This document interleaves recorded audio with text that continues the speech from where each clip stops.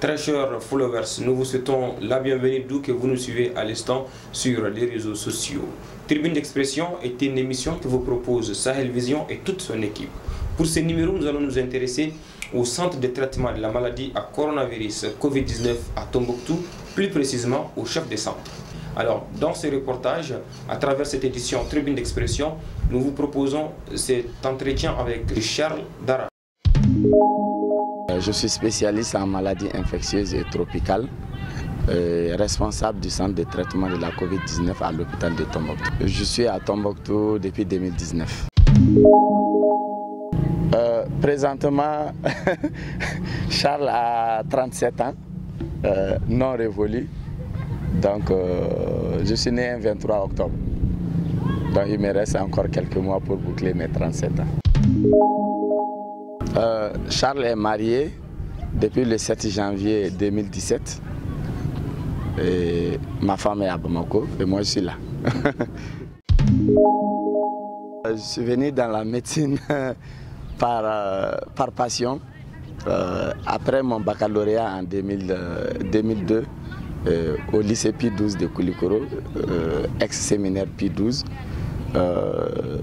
j'avais voulu aller à la FAST.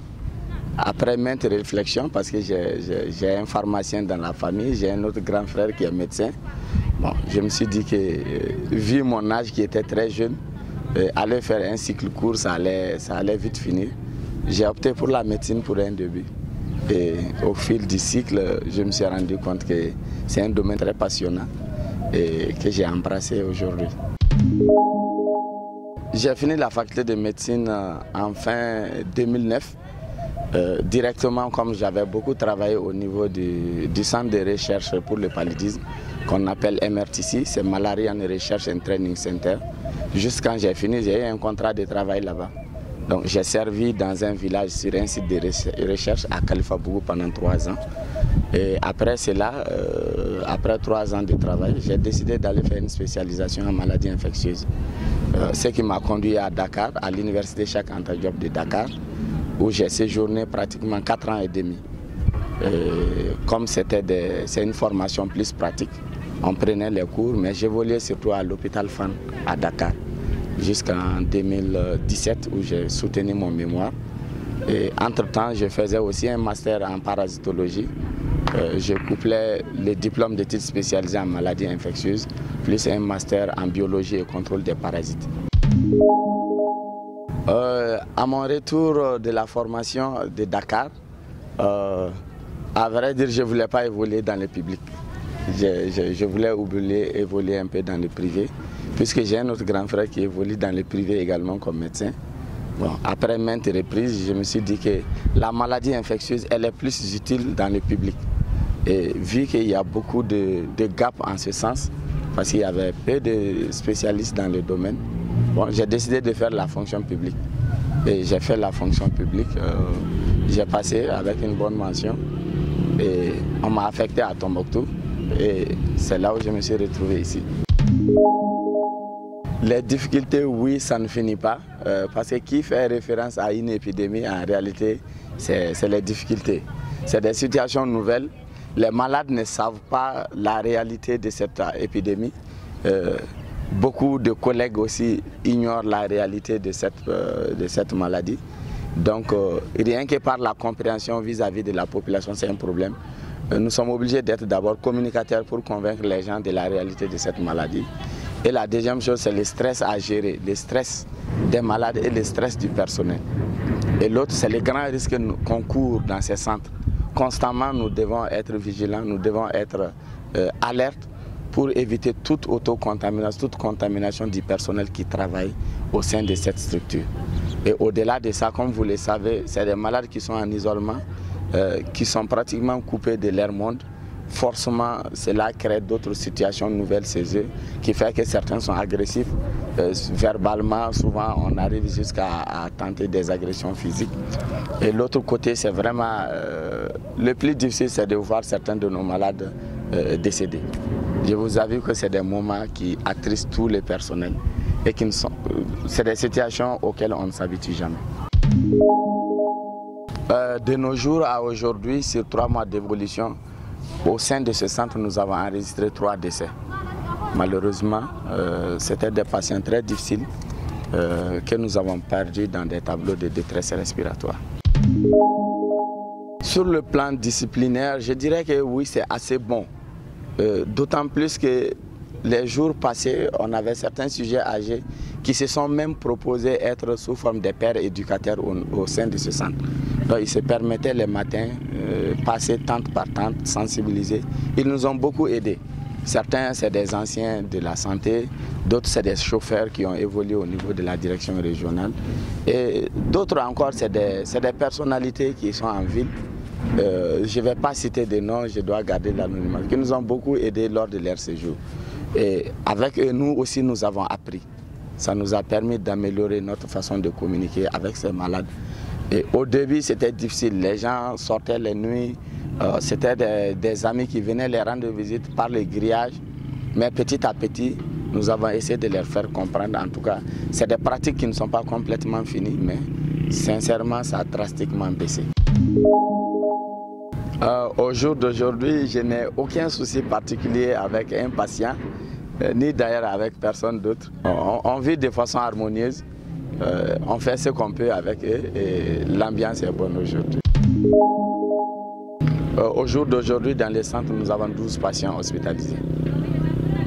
Ils sont tous en bon état général, ils ne présentent aucune complication. C'est pourquoi vous les voyez un peu vadrouiller dans la cour. Et nous espérons que dans les jours à venir, au plus tard dans 5 jours, l'essentiel des patients qui sont là vont sortir. Effectivement, j'ai vu les mêmes images sur les réseaux sociaux, mais j'étais un peu perdu. Mais ces jours-là, ce qu'il faut noter, c'était un dimanche où on avait fait environ 27 guérisons. Il y avait 25, en 7 ans, nous étions à 85 patients dans ce centre. Donc d'un seul coup, il y avait 27 guéris et on les avait libérés. Donc juste avant de sortir, le système fait qu'on doit désinfecter les patients, les matériels qu'ils ont. C'est au cours de cette sortie, certains ont manifesté leur joie en écoutant un peu de la musique, en applaudissant. Je pense que c'est ce petit temps qui a été filmé et balancé, pensant que c'est une fête organisée au sein du centre. Mais c'était des malades à la sortie qui ont manifesté leur joie. Cet élan qui s'est formé pour venir en aide à l'hôpital au cours de cette épidémie doit être continuel. Parce qu'il y a Covid, mais il y a après Covid. Il y a beaucoup d'autres situations au sein de cet hôpital qui, j'en suis convaincu, si les ressortissants d'ici, la population de Tombouctou se met ensemble, cet hôpital va briller encore plus pour le bonheur de la population sur place. Nous n'avons pas été seuls au cours de cette épidémie. Et particulièrement les hommes des médias que vous êtes, vous avez été une arme de pointe dans la lutte contre cette épidémie. N'eût été votre engagement, votre sensibilisation contenue, nos voix n'iraient pas loin. Mais vous avez fait de cette lutte la vôtre et vous continuez à le faire. Et nous avons compris que les médias aussi, c'est l'autre bras de la santé.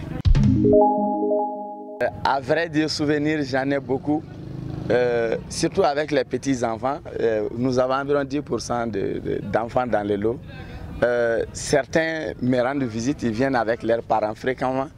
Il y a certains petits-enfants qui viennent, ils s'arrêtent à la porte. Elles peuvent faire souvent plus de 2 heures, rien que pour me voir. Ils ne connaissent même pas mon nom, les enfants qui m'appellent tonton, tonton. Je vous avoue que c'est des moments émus qui sont là. Et voir des sujets âgés, nous avons certaines personnes âgées de 85 ans.